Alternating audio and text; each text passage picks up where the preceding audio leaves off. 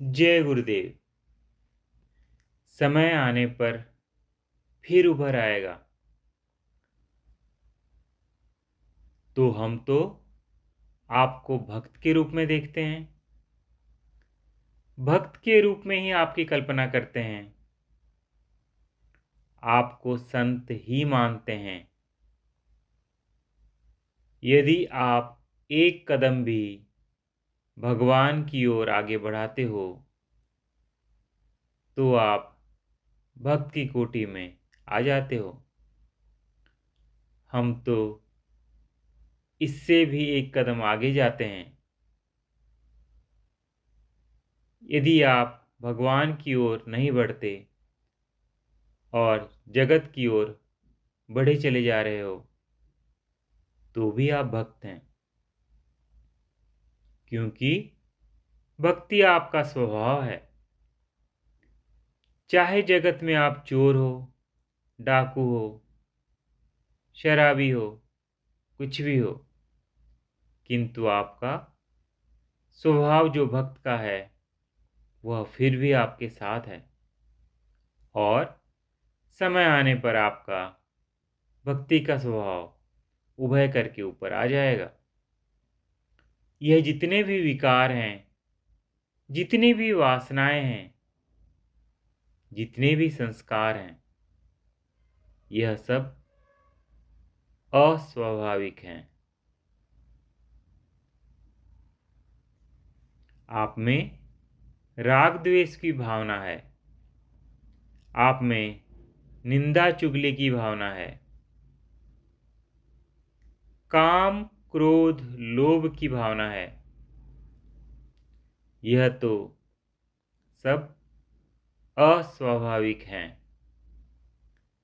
यह तो अवस्था आपके चित्त की बदलती रहती है। कभी क्रोध होता है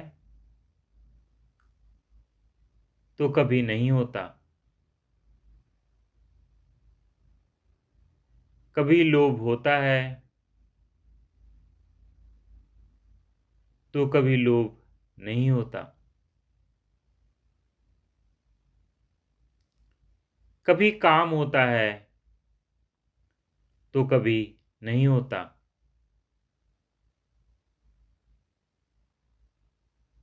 लेकिन आपकी भक्ति की भावना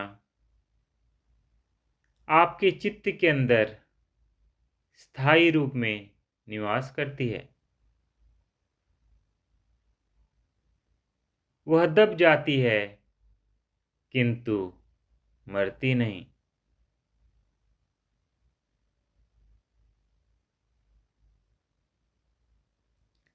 बाकी जितने भी विकार हैं वह कभी आपके चित्त के अंदर आ जाते हैं और कभी चले जाते हैं, कभी मर जाते हैं, किंतु भक्ति की भावना सदैव आपके अंदर अमर रूप में निवास करती है।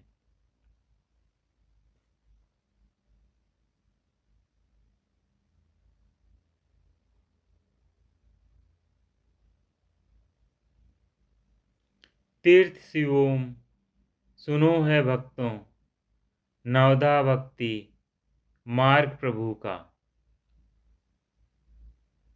नवधा भक्ति जो है प्रभु प्राप्ति का मार्ग है। नवधा भक्ति एक ऐसा मार्ग है जो आपके स्वभाव के अनुसार आप में विकसित होता है। जब आपके अंदर भगवान की शक्ति जागृत होकर के क्रियाशील हो जाती है, तब नवधा भक्ति के सभी लक्षण एक एक करके आप में प्रकट होने प्रारंभ हो जाते हैं। तब आपका अपना जो स्वाभाविक भक्त का स्वरूप है वह उभरता चला आता है। हम जब आपको भक्ति करते देखते हैं तो आपसे ईर्ष्या करते हैं, द्वेष करते हैं, आपकी निंदा करते हैं, आपको नीचे गिराने का प्रयत्न करते हैं,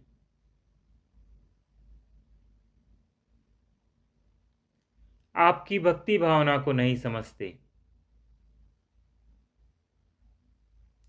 यह जगत का सामान्य क्रम है।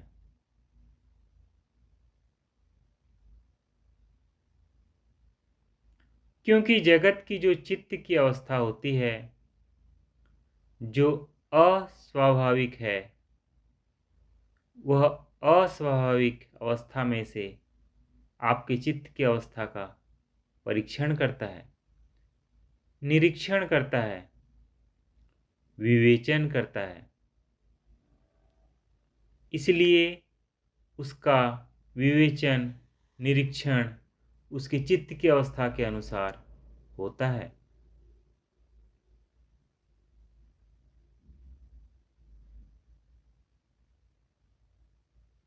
आपके चित्त की अवस्था, आपकी भक्ति का स्वाभाविक भाव आपके अंदर सदैव बना रहता है।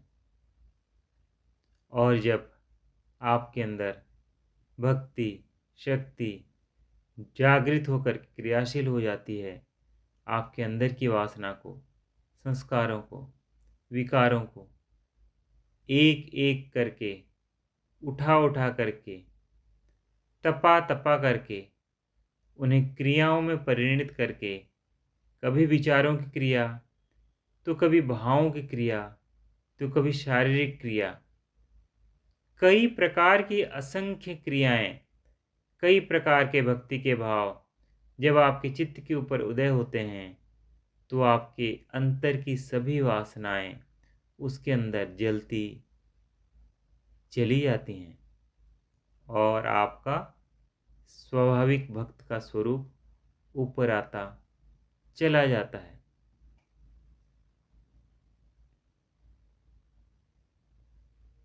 और भक्त वह है, जैसा कि मैं बार बार कहता हूँ, समर्थ रामदास के शब्द बार बार मेरे मुंह के ऊपर आ जाते हैं कि भक्त वह है जो विभक्त नहीं है, और जो विभक्त है, जिसके चित्त के अंदर विभाजन है, उसको तो यह जगत के अंदर नानात्व दिखाई देता है, विभाजन दिखाई देता है, किंतु भक्त को जगत के अंदर विभाजन दिखाई नहीं देता, नानात्व दिखाई नहीं देता।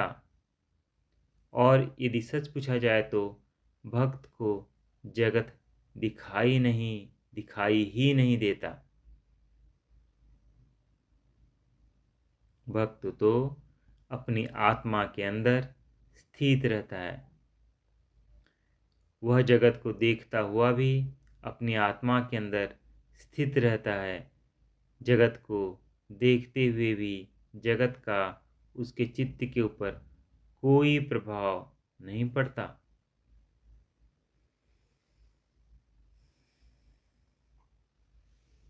उसकी अवस्था जीवन मुक्त की अवस्था होती है, क्योंकि विभक्त नहीं होता। और जो साधन भक्त की इस अवस्था को प्राप्त करने का साधन है, मार्ग है, उसको भक्ति मार्ग कहा जाता है। जय गुरुदेव।